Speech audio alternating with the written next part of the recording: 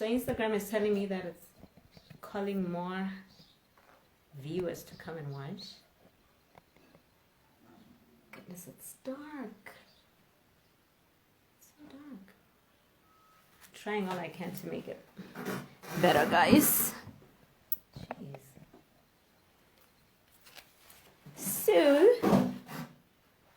hi, hey everyone, how are you? Hi, thank you, Museki, for joining. Oh wow, long time, girl. Thank you so much.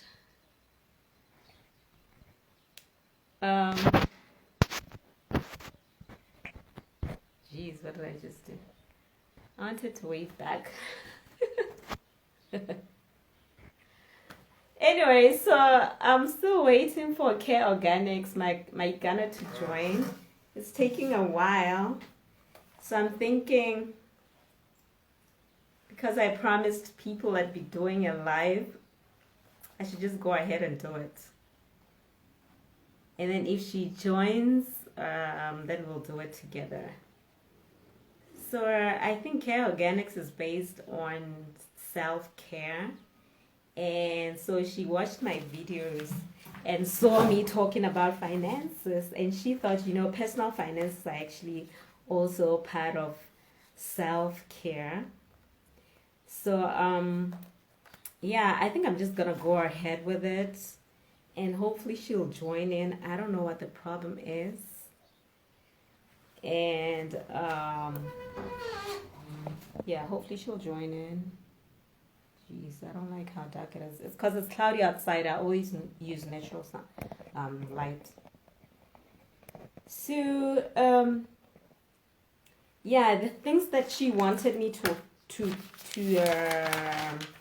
touch on actually made sense. She wanted us to talk about how we are trained as kids from a young age, what we think about money, And I think most of us did grow up hearing our parents say, money doesn't grow on trees, and we heard them say, we can't afford that all the time. Like, no, we cannot afford that, or that it's not good manners as a child for you to ask for money.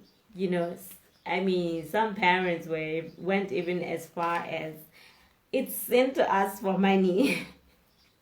It's just too much. It's too forward. And guess what? What it translates to into our adult life.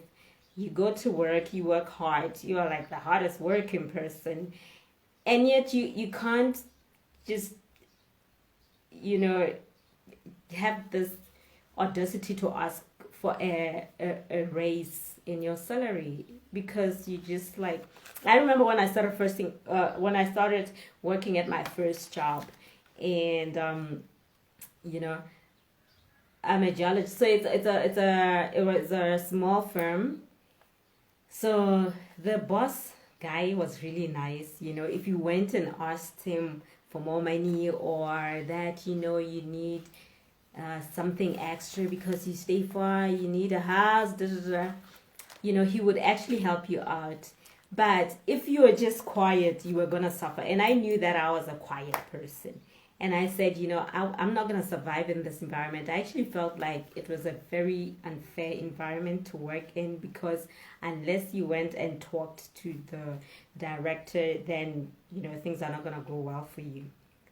And, I thought I was right. I thought he was wrong, because why can't he just treat us all fairly, whether you speak up or not.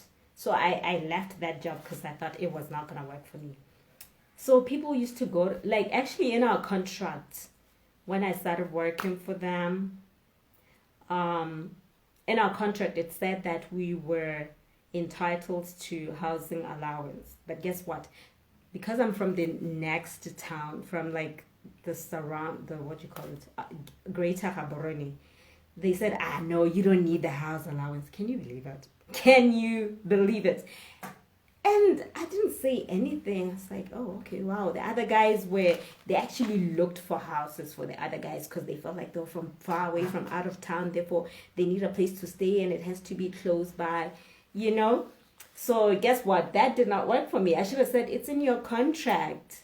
You're supposed to give me housing allowance or rent me a house like everybody else. So, these things we don't see. Only now I'm realizing it's my limiting beliefs. So with money, we also have to deal with our limiting beliefs, right?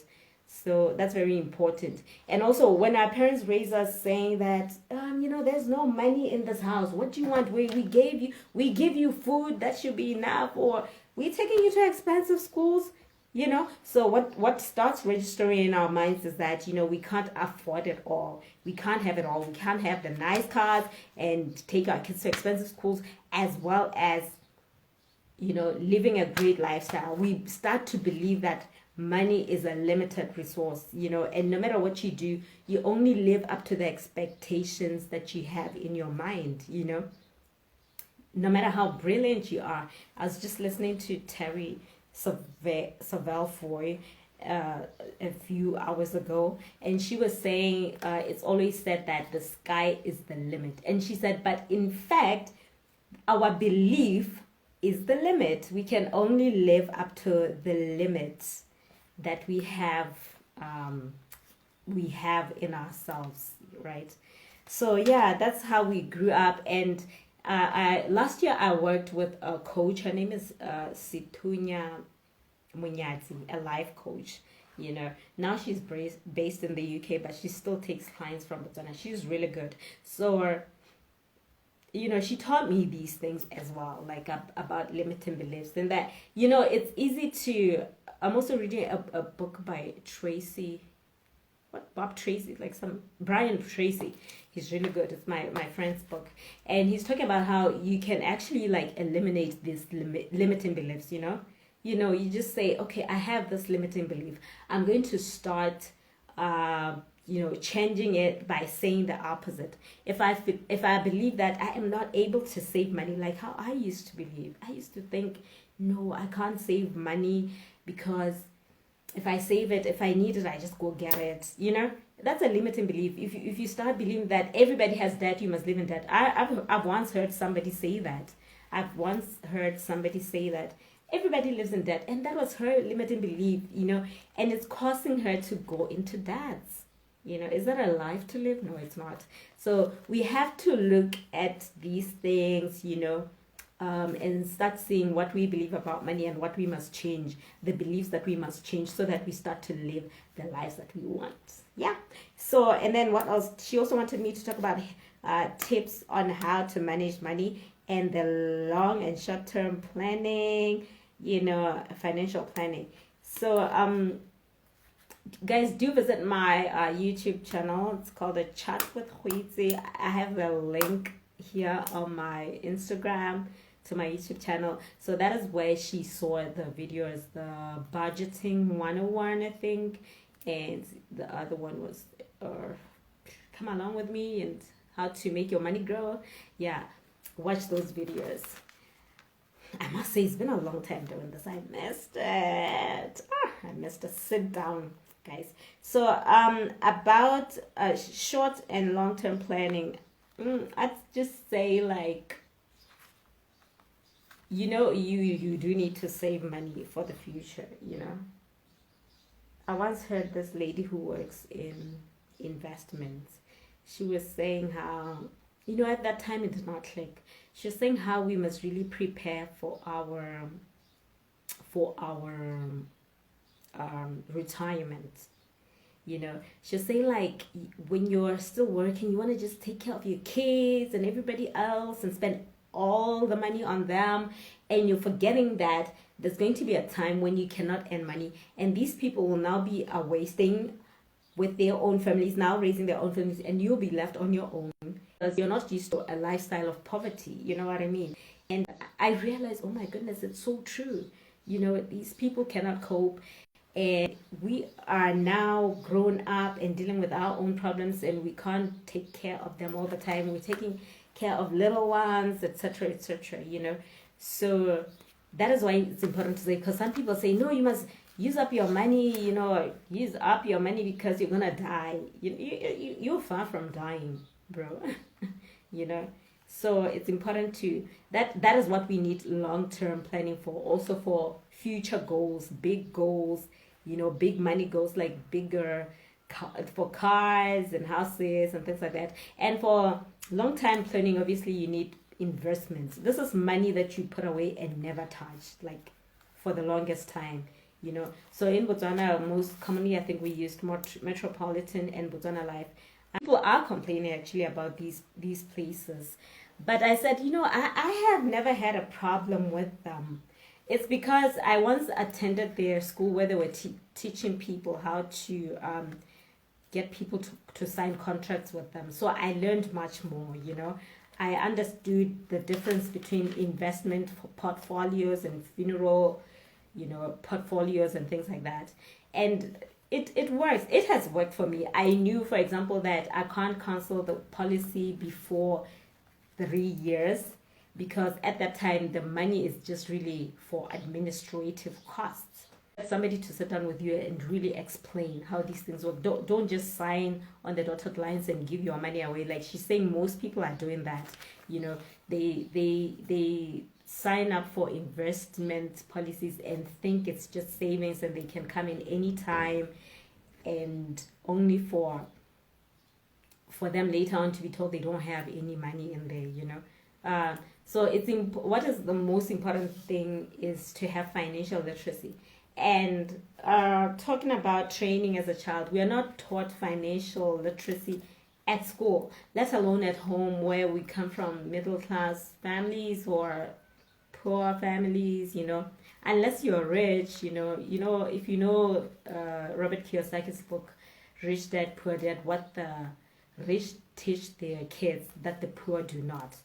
So it's important to have that mentor. It's important to read those books that get you to learning how to use money, because we're only taught how to be employees, and we go to work, we earn some bit of money or even some really good money, but unfortunately we don't know what to do with that money.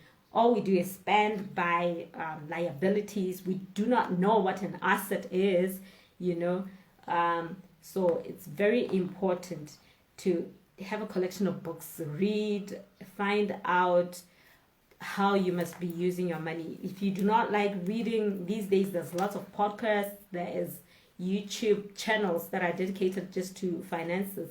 For example, the Financial Bunny, Nicolette Mashile. Look her up if you don't know her. I think she does, not Afternoon Express, some TV program on SABC as well. It's a daily teta, I'm not sure. But look her up. She is absolutely amazing, and she's got a new book released. I'm gonna check it out soon.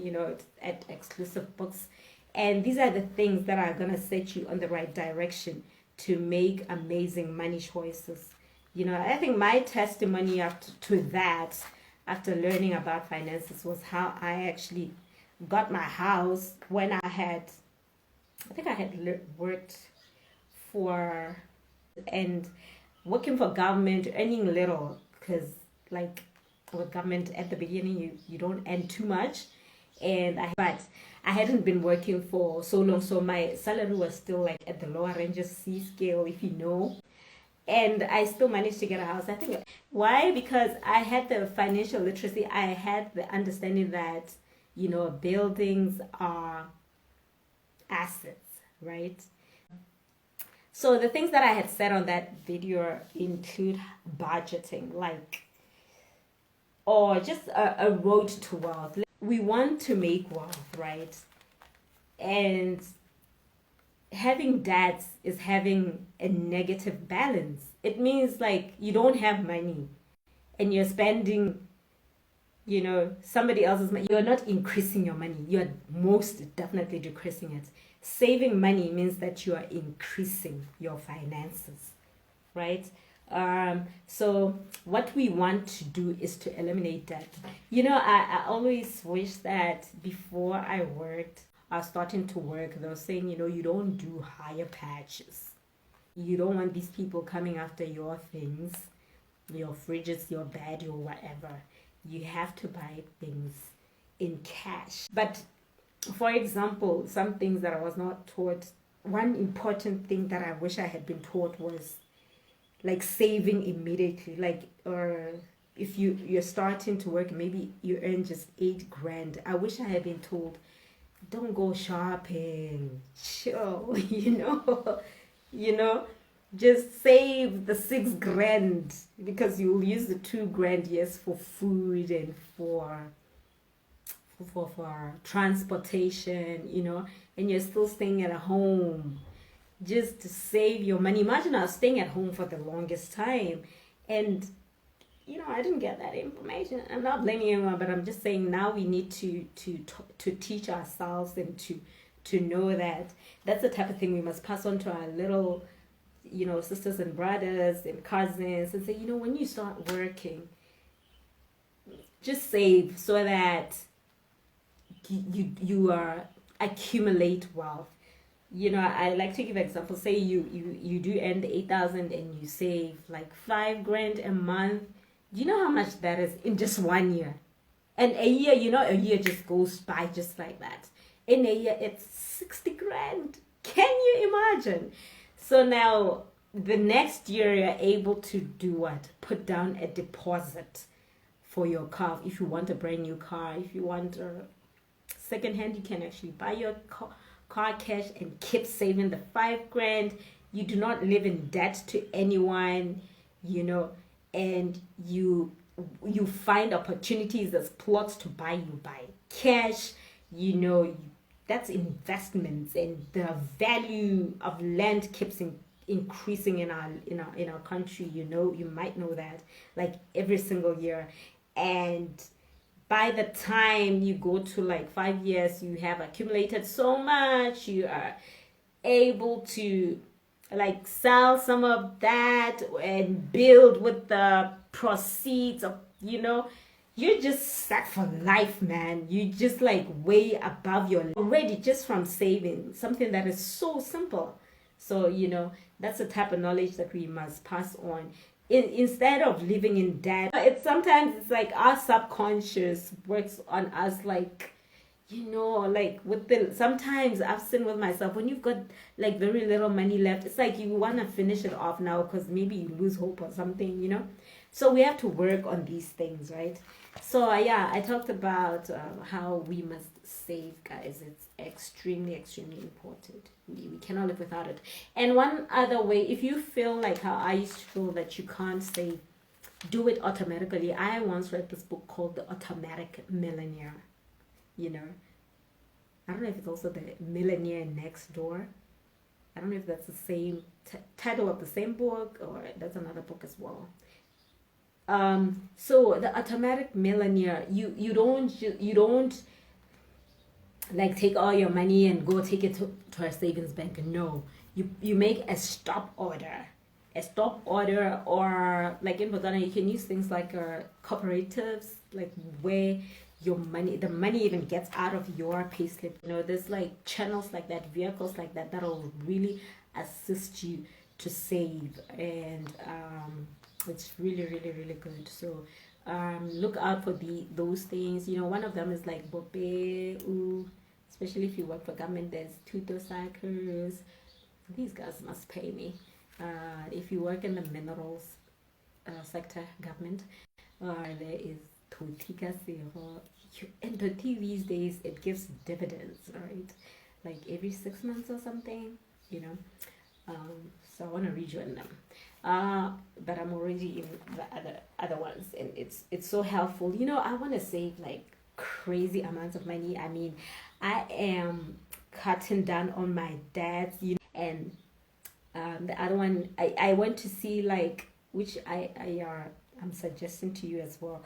Go and see how much you owe where, and when these debts are coming to an end, and see whether from the money that you get, you can take some of the money and just finish off the loans, you know, because I've been living without it, right? I can continue living the way that I've been living. So like Nicolette Mashila always talks about that, how when your money is increased, you do not need to increase your lifestyle. Stay at the same lifestyle and save that extra money. So that is what I'm doing. Okay, I don't have really too many regrets. I think I'll know how to play around with that. I'm still reading Rich Dad Poor Dad. I'm rereading it again. I'm gonna keep reading, you know, Robert Kiyosaki's books and the others, just to put myself on a much better financial position. And thank you, Maseki, for joining in. Thanks, Bags and Buchi, and yeah, thank you guys, and check out my YouTube channel. I'm gonna keep posting more content. I'm coming back with a bang. Thanks, guys, and bye.